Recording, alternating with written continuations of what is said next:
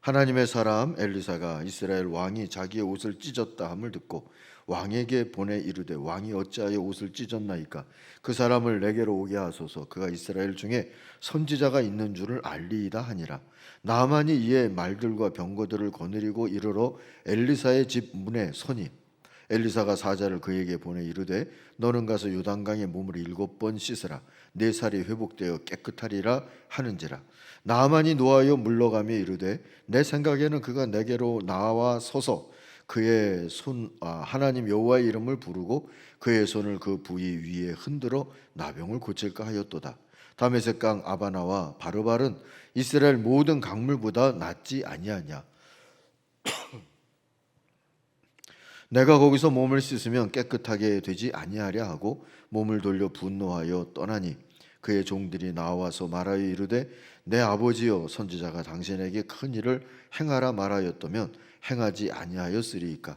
하물며 당신에게 이르기를 씻어 깨끗하게 하라 함이리이까 하니 나아만이 이에 내려가서 하나님의 사람의 말대로 요단강에 7번 몸을 잠그니 그의 살이 어린아이의 살같이 회복되어 깨끗하게 되었더라.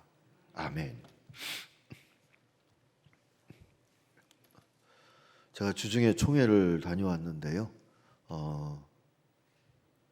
코로나 안 걸렸었거든요. 근데 조금 몸살기가 있어서 목소리가 조금 달라질 수 있으니까 제 반경 2m 안으로 오지 마시기를. 근데 자가 키트는 해봤는데 뭐 음성으로 나오긴 했어요. 그래서 오늘 섰는데 하여튼 아직도 안 걸리신 분들은 끝까지 걸리지 않기를 소망합니다. 별로 없으신가 봐요. 대통령의 욕 한마디가 모든 다른 뉴스를 지워버린 한 주간이었습니다. 그 지워진 뉴스들 중에 문제의 국회의원들에 관한 것도 있었죠. 개점 휴업이 되어 있는 국회에서 세비를 받기가 미안하다 하면서 반납하겠다 하고 기자회견을 어느 분이 하셨답니다. 오래전의 기억이 떠올랐습니다. 부목사 때 같은 교회를 섬기던 국회의원이 있었죠. 판사의 변호사를 지냈던 그분이 의원으로 있는 동안 2차례 사표를 냈었습니다. 한 번은 좋은 법이 아니다 싶은 법을 막겠다 하면서 냈었고요. 또 한 번은 단체장 보궐선거에 나서기 위해서 그리했죠. 그리고 그렇게 사표를 낸 기간 동안을 계산해서 세비를 안 받았습니다. 당시 해설 기사를 찾아보니까 사표를 내놓은 상태였을 뿐이어서 그냥 세비를 받아가도 누가 시비 걸 일은 아니었답니다. 제대로 그러나 일하지 않으면서도 세비를 받을 수 없다 하면서 그리했다지요. 그것도 무슨 기자회견을 해서 나 안 받아 그런 게 아니라요. 하도 안 받아가니까 국회 사무처에서 세비 수령하라는 공문까지 보냈지만 거부하는 과정에서 그게 알려진 거랍니다. 그분이 수령을 거부한 1억 2천여만 원의 세비는 국고로 들어갔다 하고 기사가 돼 있더라고요. 이제는 정계를 은퇴하셨는지 그분의 이름이 별로 언론에 등장하지 않습니다. 새삼 돌아보면서 귀한 분이었구나 하는 생각이 들었습니다. 이런 분들이 정치판의 일상 예언자라고 해도 좋지 않을까 하는 생각도 했습니다. 한두 사람이 뭐 좀 튀면 그게 뭐 그렇게 대단한 일이 될까 생각할 수 있죠. 한 사람은 분명 작습니다. 100사람 10사람보다 작을 뿐더러 2사람보다도 작습니다. 그러나 때로 그 한 사람이 주는 의미는 아주 큽니다. 그 한 사람이 예언자적 사역을 할 경우에는 더욱 그렇습니다. 그래서 세상에는 늘 일상 예언자가 필요합니다. 오늘 말씀은 누가 일상 예언자일 수 있는지 우리에게 보여줍니다. 누가 일상 예언자일까요? 당연히 엘리사나 아니면 주인공처럼 등장하는 나아만을 처음에 저도 주목을 했습니다.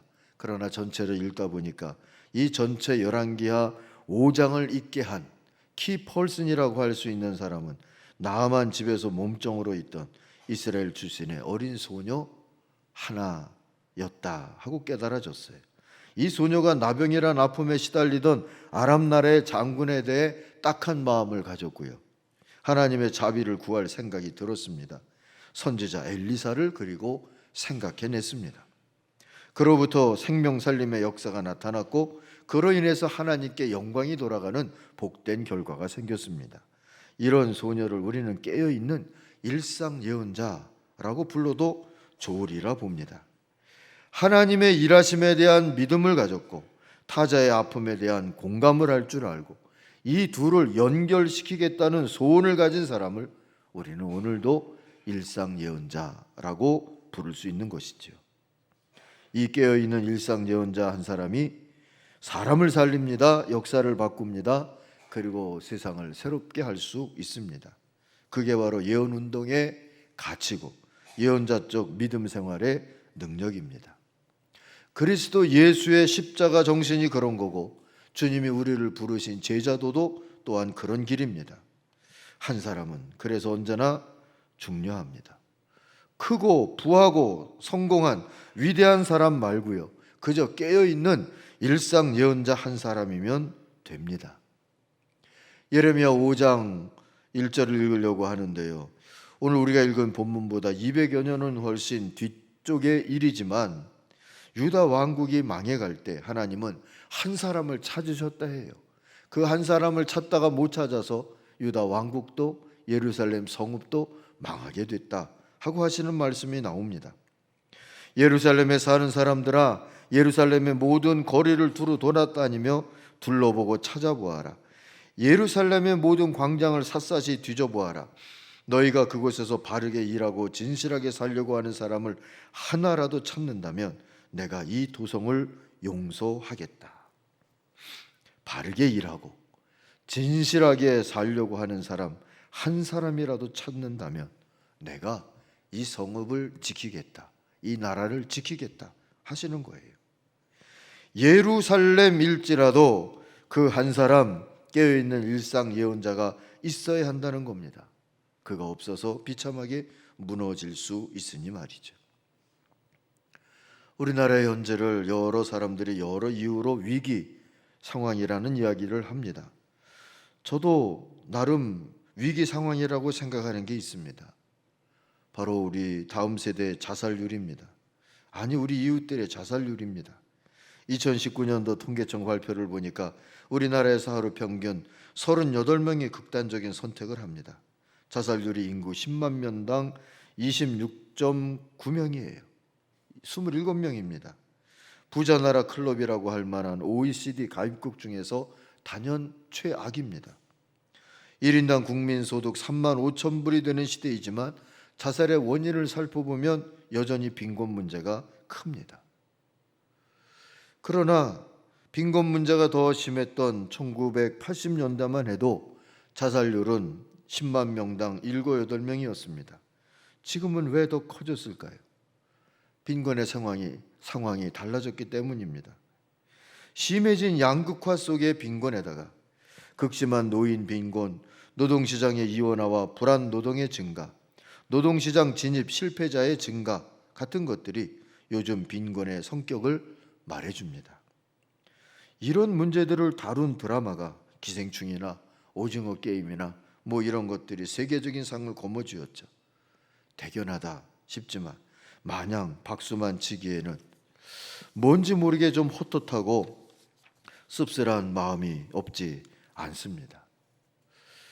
그런데 사회 구조적인 이런 문제에 대한 예언자적인 이해나 예언자적인 행동도 필요하지만 이런 사회에서 불안과 두려움을 안고 살면서 타자와 또는 공동체와 관계의 어려움을 겪는 이들에게 눈길과 관심을 줄 수 있는 일상 예언자들의 깨어 있음은 정말 필요한 게 됐습니다. 심리학자들은 키 펄슨 한 사람만 있어도 사람들은 자살하지 않는다고 말합니다. 우리들 인간에게 온갖 고통에도 불구하고 계속 살아갈 힘을 주고 용기를 주는 심리적 요소는 바로 타자의 관심, 존중, 그리고 공동체의 소속감이라고 하죠.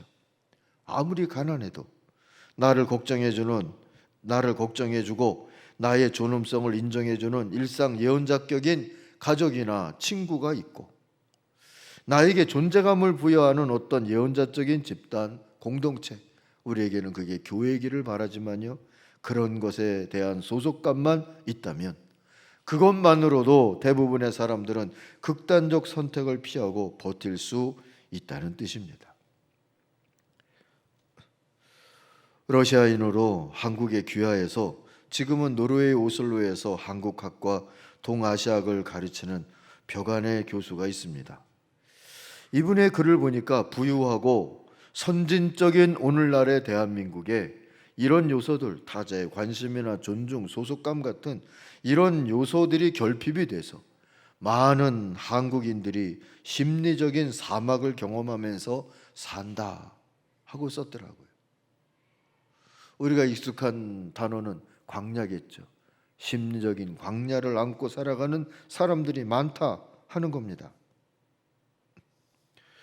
오늘의 대한민국은 선진적이고 부유하지만 우울하고 불안하고, 그래서 불행한 나라, 불행한 사람들의 나라가 되어버린 것이지요.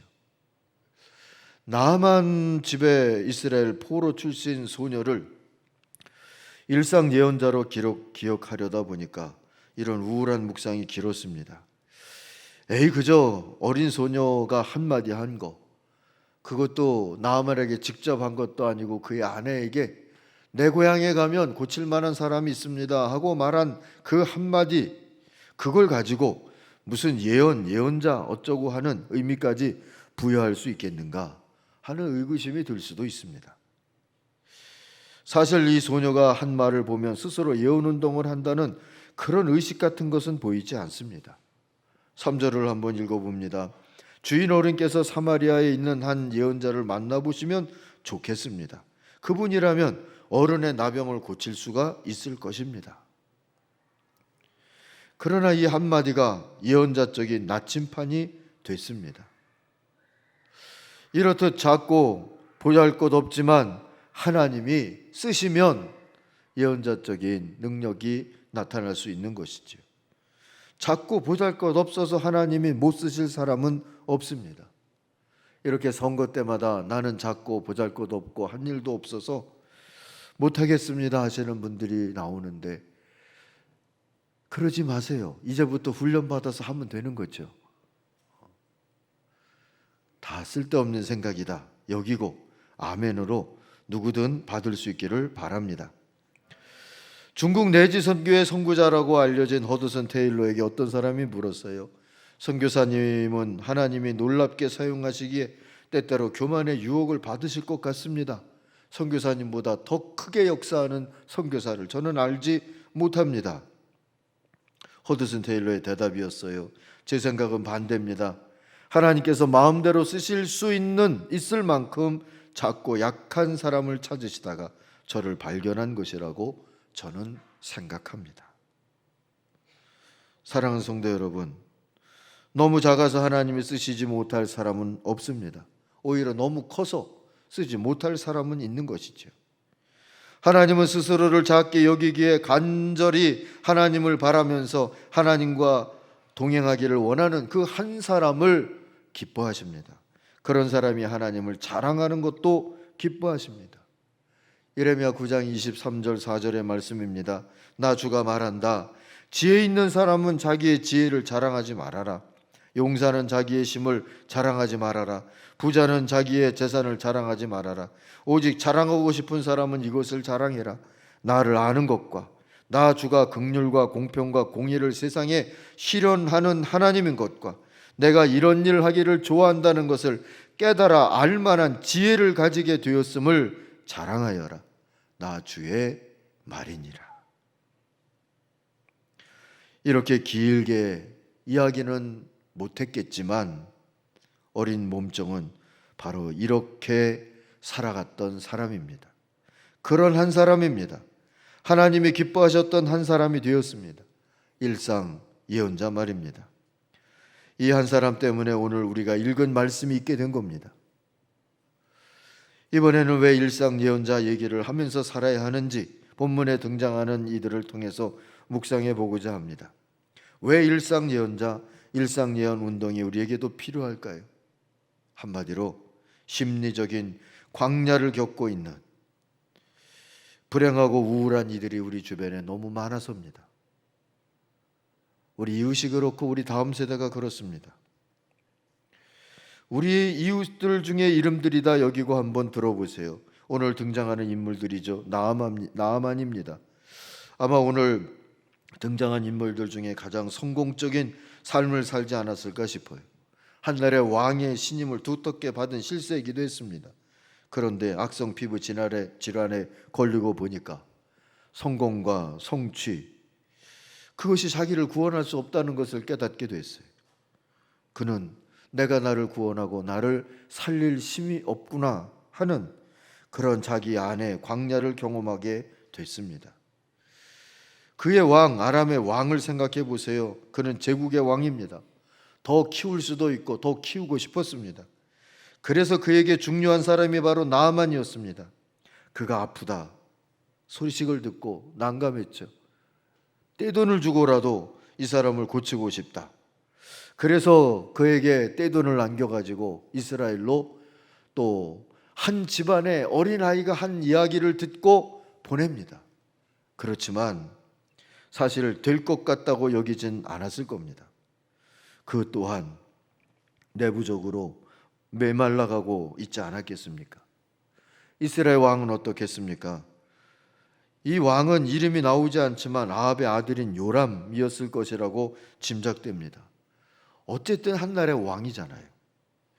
이웃의 큰 나라, 위협을 주고 있던 나라의 군사령관이 아프다? 그건 그에게 나쁜 소식은 아니었습니다. 그런데 나쁜 소식은 그가 죽을 병에 걸렸는데 그 왕이 지가 묶어치고 이 이스라엘에게 고쳐보라고 돈도 줬지만 사람을 보낸 겁니다. 이건 아무리 생각해도 시비를 걸자는 수작같이 여겨지죠. 전쟁을 하겠다는 거구나. 사막에서 말라 죽을 것 같은 그런 공포를 느꼈을 겁니다. 나아만의 가족과 보좌관들이 있죠. 나아만의 존재, 그의 건강, 그것이 그들의 오늘과 내일의 기반이었습니다. 그런데 그 기반이 지금 송두리째 흔들리게 됐습니다. 모래바람이 부는 광야 한복판에서 어디로 갈지 알지 못한 채 던져져 있는 형국입니다. 그리고 엘리사가 나옵니다. 엘리야의 뒤를 이어서 갑절의 영감을 받고 하나님 나라 운동을 하고 있지만 그에게 주어져 있는 여러 문제들, 과제들도 갑절이었습니다. 전쟁과 탐욕과 불신에 쌓여 있는 왕과 백성의 틈바구니에서 그런 영적 긴장감을 내려놓을 수가 없었습니다.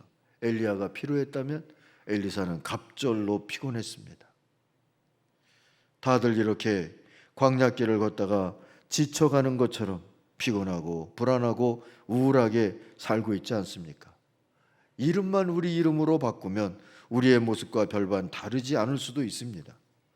우리도 해결하지 못한 여러 문제들, 해결 안 될 것 같은 그런 낙담까지 짊어진 채 피로를 잔뜩 안고 살고 있지 않습니까?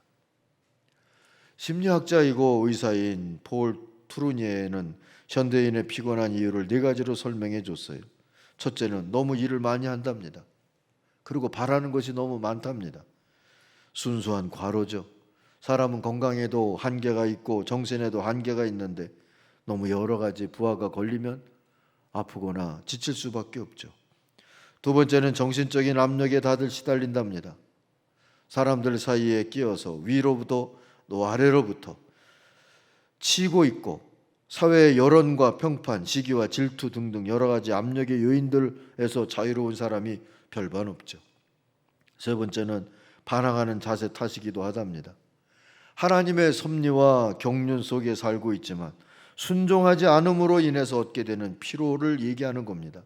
나이가 들면 오래 사용했으니까 고장 날만도 하지.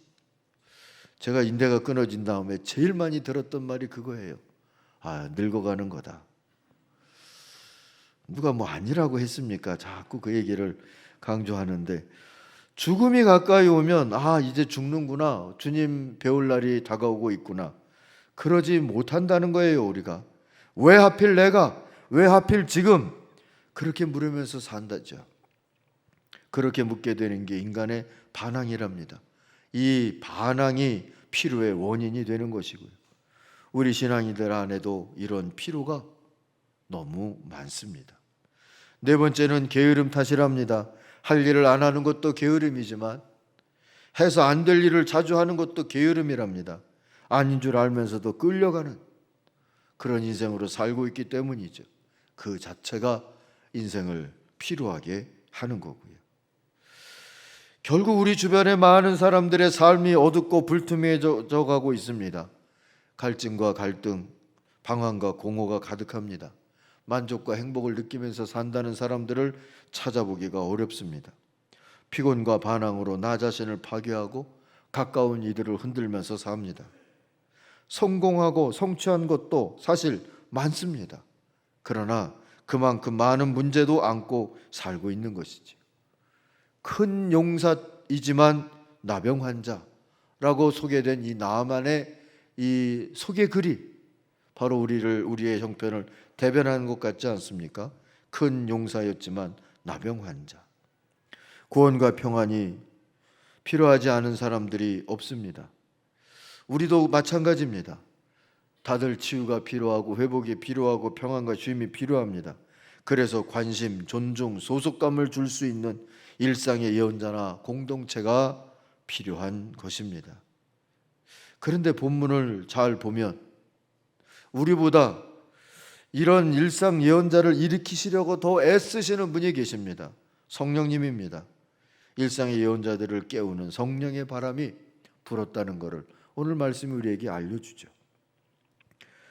성령의 바람에 순종하십시다. 성령님은 약할 때 강함을 주시는 하나님과 그리스도 예수의 영이지 않습니까? 말씀을 읽어보면 한 3번쯤 성령의 바람이 불었다 싶습니다. 이것도 은혜가 되죠. 한국인은 3이라는 숫자를 좋아하지 않습니까? 가위바위보 해도 3세판. 전 잘 모르는 얘기지만 고스톱도 쓰리고가 제맛이라고 그러잖아요. 만세도 삼창하고 기도할 때 주여도 삼창합니다. 어쨌든 뭘 하든 3번은 해봐야 서운하질 않죠. 본문의 성령의 역사도 일상 예언자들을 일으키는 성령의 역사도 그렇게 3번 역사하고 있어요. 처음에는 어린 소녀의 증언입니다. 사실 몸종이 주인의 병에 대해서 이러쿵저러쿵 말한다는 그런 처지는 아니지요. 그런데 했어요. 뭐 손을 얹고 기도했다든지 아니면 달변으로 설득을 했다든지 그런 것도 아니에요. 그냥 말했어요. 내 고향 이스라엘에 가면 주인이 나을 수 있다. 여러분, 이런 게 증언입니다. 그리고 그게 바로 생명을 살리는 성령의 역사에 순종하는 일이 됩니다. 두 번째는 엘리사의 선포입니다. 하나님의 뜻에 순종해서 스스로 깨끗이 살라고 선포했어요. 따져보면 주님이 당신을 살리고 싶어 하신다 하는 선포입니다. 그래서 요단강에 몸을 담그고 7번 씻어라 한 것이지요. 강물을 강조하거나 목욕의 효염을 전한 게 아닙니다. 나아만이 바랬던 대로 나타나서 퍼포먼스를 행하면서 뭔가 능력을 행사하지도 않았습니다. 아마 그랬더라면 나아만은 하나님을 바라보는 대신에 엘리사를 더 의지했을 수도 있습니다.